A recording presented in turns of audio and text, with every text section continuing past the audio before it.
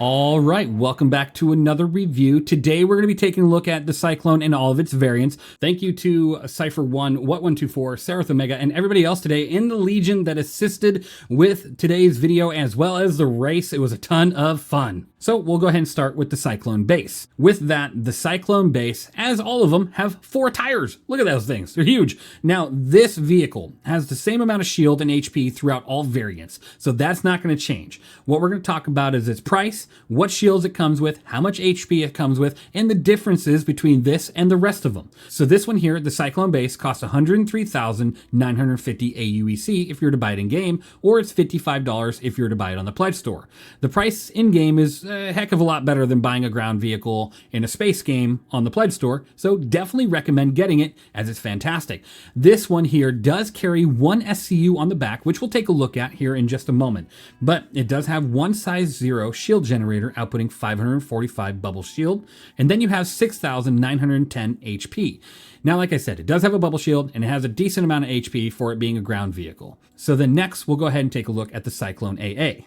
This one here is a little bit different with the variant because it has, some weapons on it.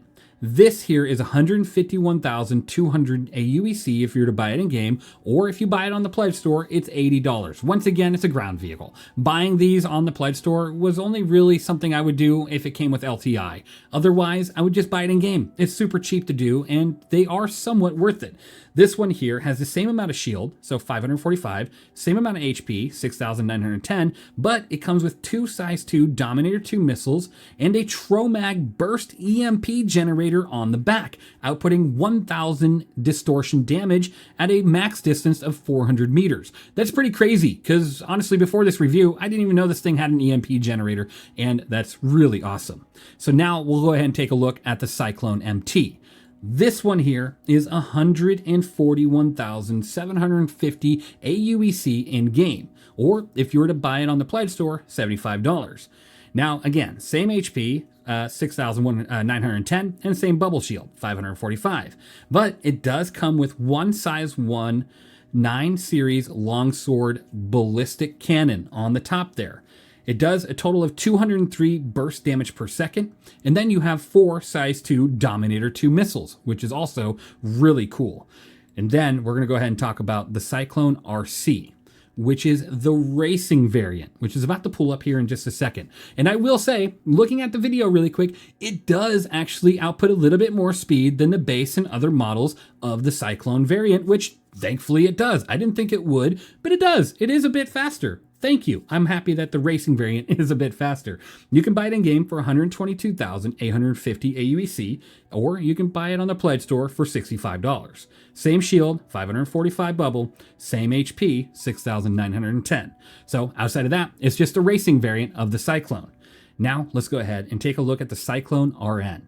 The RN is the expedition variant of the Cyclone. This thing has a bigger radar package, or at least it's supposed to. Does it right now? I don't think it really does. I don't think it makes any difference if you have this vehicle because radar gameplay really isn't in there yet. There's no reason why you need a radar ship. If I could bring this into a battlefield like Hathor and be like, hey, I have the ability to detect a ship from 50 kilometers away, no matter if it's really stealthy, I can do that, then this would have some use to it. But no, it's just a base Cyclone without the ability to carry SCU, which is truly too bad. So this one, same bubble shield, 545, same HP, 6,910. And then we'll take a look at the last one, which is the Cyclone TR. The TR has a minigun on the top, which is really cool and is what we're going to see in the race that we're going to have right after this review. Probably uploaded tomorrow, the full race, an hour and 30-minute race from a aid shelter all the way to Shubin. It was quite the race, quite a few vehicles, and the guns were set free after they hit the midway point. The Cyclone TR is 122,850 aUEC if you were to go ahead and buy it in game, or $65 if you were to buy it on the Pledge store. Now it does have that one size 1 yellow jacket GT210 with a 202 burst damage per second with the same shield and HP as the rest of them.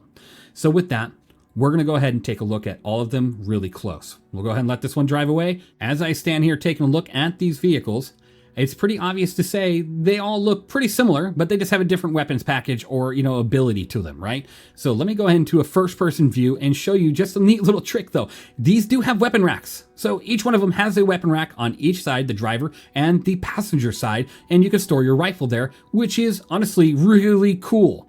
This right here is the base. So you're like, well, the base. You have a driver's seat, passenger seat. What else can you do? Well, this has the ability, if you were to go ahead and open up the back, to store a SCU container. What is better than being able to grab an SCU container, grab your shiv, which these can all fit in a shiv and bigger craft like a cutlass, a freelancer, etc., right? And taking it to a Hathor site, but parking 15, 20 miles off with an SCU container in here, and then going to a Hathor site with your ground vehicle, storing this thing somewhere stealthy within the site, and being able to actually put a ton of cargo and stuff inside these boxes. You can go in there and get your armor, get your guns, get you what you need, and that's truly just awesome. I love that, and I love the fact that it can carry an SCU container. The second one here, of course, is the one with the AA unit, the AA unit variant. It does have also the weapons locker here on the side, and you have the EMP generator right at the front, as well as 2 missiles. Sadly, there is no resupply missiles down here that would fire, and then another one would be loaded up. That would be really cool. I think that would have been a cool feature, but no, it's not there, sadly. And then you have the MT, which is right here. I feel like this is a good anti-light vehicle style vehicle. You do have 4 of the Dominators here, and then of course your light strike cannon. This is a really cool looking one. I think it's just baller. The stock paint's nice shiny green. Your gunner would get in right there. It's just really cool. Each one has a different stock paint, by the way, so that's also really cool.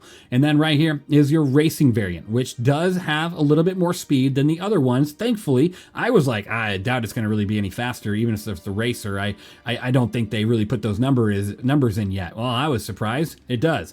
And it is.